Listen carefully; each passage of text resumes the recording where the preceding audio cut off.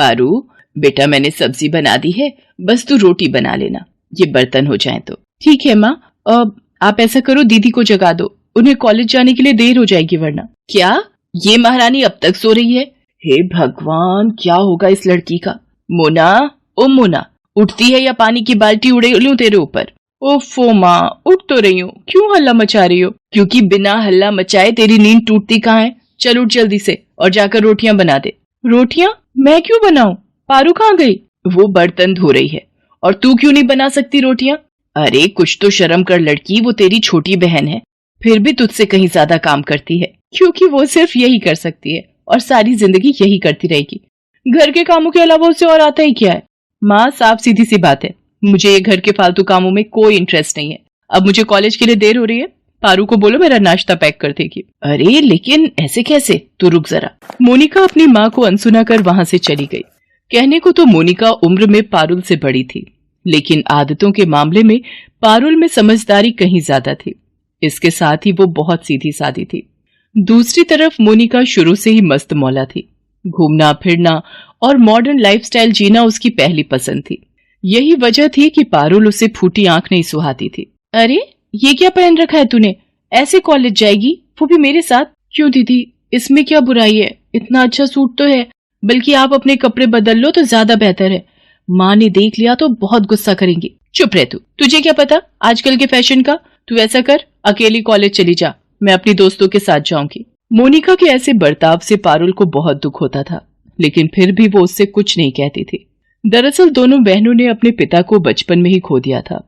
तब से इनकी माँ सरला ही सब कुछ संभाल रही थी। फिर एक दिन, अरे भाई साहब, आप आइए, बैठिए ना। अरे मोना, ताऊ जी आए हैं, जल्दी से ठंडा पानी तो लेकर आ। और सुनाइए भाई साहब, इस बार तो बड़े दिनों के बाद आना हुआ आपका। हाँ, थोड़ा व्यस्त हो गया, बस इसीलिए तुम्हारा और बच्चियों का हाल नहीं ले पाया। और सुनाओ, सब ठीक तो है ना? जी भाई साहब, सब बढ़िया है। अपनी पारुल ने इस बार भी कॉलेज में टॉप किया है। अरे वाह, क्या बात है, बहुत ही बढ़िया। सच में अपनी पारू बिटिया का तो कोई जवाब नहीं। और अपना मोना के क्या हाल हैं? बस उसका क्या कहूँ भाई साहब, आप तो सब जानते ही हो। अरे इतना परेशान मत हो, अपनी मोना भी बहुत प्यारी है। वैसे सरला, मुझे तुमसे कुछ जरूरी बात करनी थी।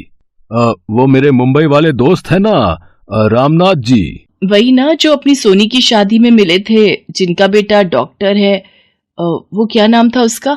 अनिकेत। हाँ वही है। दरअसल रामनाथ जी का फोन आया था कल मेरे पास। वो हमसे रिश्तेदारी जोड़ना चाह रहे हैं। अपने बेटे को तुम्हारा दामाद बनाना चाहते हैं वो। सरला अपने जेठ से आगे कुछ पूछ पाती उससे पहले ही वहां मोनिका पानी का गिलास लेकर आ गई। वो अनिकेत को जानती थी। उसने बिना कुछ जाने ही ये मान लिया कि ये रिश्ता उसी के लिए आया था। नमस्ते ताऊ जी, आप उन्हीं की बात कर रहे हैं ना, जिनका बम्बई में भी घर है और एक दिल्ली में भी? हाँ बेटा, असल में रामनाथ जी के बेटे अनिकेत को अपनी पारुल पहली ही नजर में पसंद आ गई थी। रामनाथ जी और भाभी जी को भी अपनी पारू पसंद है। सरला बहुत ही भले लोग हैं। इतना पैसा है पर घमंड नाम की चीज नहीं है किसी में। अपनी पारू राज करेगी, राज। ताऊ जी नहीं, आप उन लोगों को मना कर दीजिए। पारू मुझसे छोटी है, उसकी शादी पहले कैसे हो सकती है? क्यों नहीं हो सकती? अरे इतना अच्छा रिश्ता है, वो भी सामने से आया है। भाई साहब, हमारी तरफ से हाँ समझिए। रही बात छोटे बड़े की तो कोई बात नहीं, हम कोशिश करेंगे कि पारू की शादी से पहले इसके लिए भी कोई अच्छा रिश्ता ढूंढ ले। मोनिका अपनी माँ की बात काट तो नहीं सकी, लेकिन वो इस बात से बुरी तरह चिढ़ गई थी। मोनिका ने कई अड़चने पैदा करने की कोशिश की, लेकिन फिर भी वो पारुल का रिश्ता तय होने से नहीं रोक पाई। हालांकि पारू की शादी से पहले ही मोनिका का भी रिश्ता तय हो गया। परिवार यहाँ भी अच्छा था, रुपए पैसे की कोई कमी नहीं थी। बस फर्क ये था कि मोनिका का ससुराल पास के ही एक गांव में था। हालांकि सरला ने मोनिका के लिए भी शहर में काफी रिश्ते खोजे, लेकिन कहीं कोई बात नहीं बनी, तो मजबूर होकर मोनिका को गांव के ही रिश्ते को हाँ कहनी पड़ी। दोनों बहनों की शादी खूब धूमधाम से हुई। और फिर मोनिका, जब तुम्हें मैं पसंद नहीं था, मेरा घर पसंद नहीं था, तो तुमने मुझसे शादी क्यों की? गलती हो गई। सच में तुमसे शादी करने से तो अच्छा था कि मैं कुंवारी ही बैठी रहती। मुझे लगा था कि मैं तुम्हारी सोच बदल लूंगी और फिर हम शहर जाकर रहेंगे, लेकिन नहीं, तुम्हें तो यही गांव में अपनी जिंदगी बर्बाद करनी है। शौक से करो, पर मेरे साथ ऐसा नहीं चलेगा, कह देती हूँ। हाँ तो तुम मेरी भी एक बात कान खोलकर सुन लो। मैं अपने माँ बाप को यहाँ अकेला छोड़कर कभी शहर नहीं जाऊंगा, चाहे जो हो जाए। ठीक है, फिर यहीं रहो, मैं जा रही हूँ। शादी के 2 महीने भी मोनिका अपने ससुराल में नहीं काट सकी और सब कुछ छोड़कर अपने मायके आ गई। सरला के लाख समझाने पर भी वो टस से मस नहीं हुई।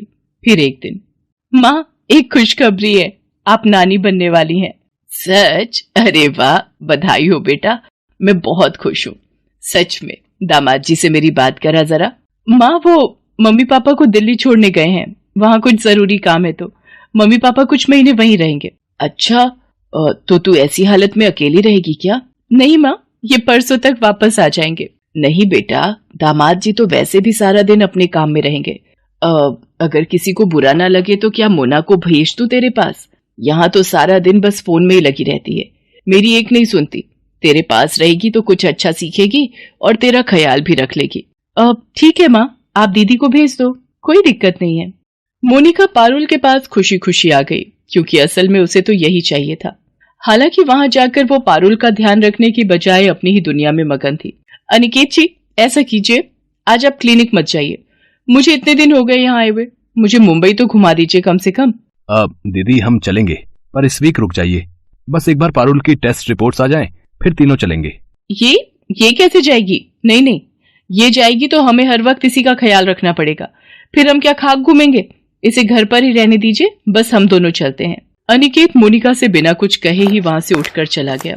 उसके जाते ही पारुल ने मोनिका से कहा, दीदी आप बुरा मत मानना, वो क्या है ना, ये मेरे बिना कहीं घूमने नहीं जाते, बस इसीलिए। क्या उफ, तेरी संगत में अनिकेत भी गंवार जैसे हो गए क्या?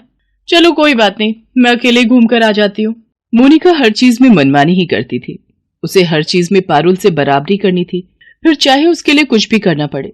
दीदी ये ड्रेस, ये आपको कहाँ से मिली? तो क्या हुआ, मैंने तेरी अलमारी में देखी, मुझे अच्छी लगी तो मैंने पहन ली। अब इतना भी हक नहीं है क्या मेरा? अगर तुझे बुरा लगा है तो साफ साफ बोल दे, मैं चेंज कर लेती हूँ। अब नहीं, अब पहन ली है तो रहने दीजिए, पर कोशिश करना कि इसे पहनकर इनके सामने मत जाना, हो सकता है इन्हें बुरा लग जाए।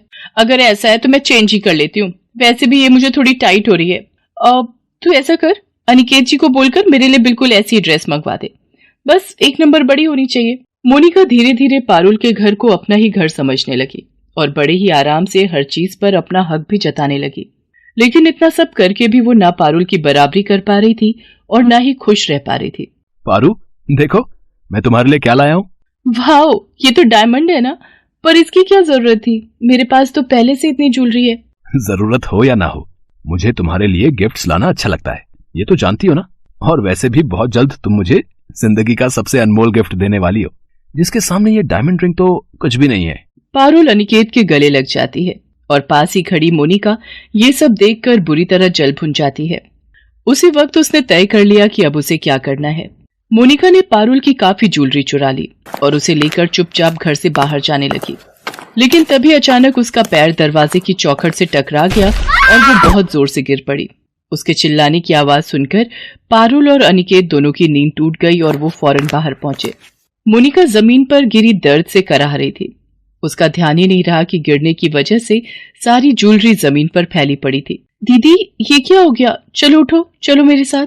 पारुल और अनिकेत दोनों ने ही मोनिका के साथ साथ पास ही पड़ी ज्वेलरी को भी देख लिया था और वो सारा माजरा भी समझ गए थे। लेकिन फिर भी उन्होंने उस वक्त मोनिका से कुछ नहीं कहा और उसे अस्पताल ले जाकर उसका इलाज करवाया। फिर घर आने के बाद, दीदी तुम आराम करो, मैं तुम्हारे लिए कुछ खाने को लेकर आती हूँ। नहीं रुक जा, मुझे तुझसे कुछ कहना है। वो ज्वेलरी में वो कुछ मत कहो दीदी, हम इस बारे में बाद में बात करेंगे। नहीं, मुझे अभी बोलने दे, वरना हो सकता है बाद में मैं इतनी हिम्मत ना जुटा पाऊं। मुझे माफ कर दे मेरी बहन। सच तो यह है कि मैंने हमेशा तुझे खुद से कम समझा, लेकिन जब तेरी शादी मुझसे बेहतर हुई तो मुझसे ये बर्दाश्त नहीं हुआ। पर मैं भी क्या करती, मुझे वो गांव की जिंदगी नहीं चाहिए थी, बल्कि मुझे तो तेरी जैसी शहर की आलीशान जिंदगी चाहिए थी। नहीं दीदी, तुम्हारी यही सोच तो गलत है।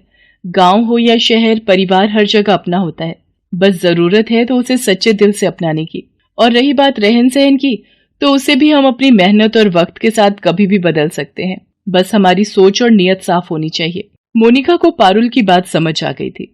उस दिन पहली बार उसने पारुल को एक बहन के नाते बड़ी ही प्यार से गले लगाया और फिर सब कुछ बदल गया। पारुल के समझाने पर मोनिका वापस अपने ससुराल चली गई और अपने बिखरे रिश्तों को फिर से संजोने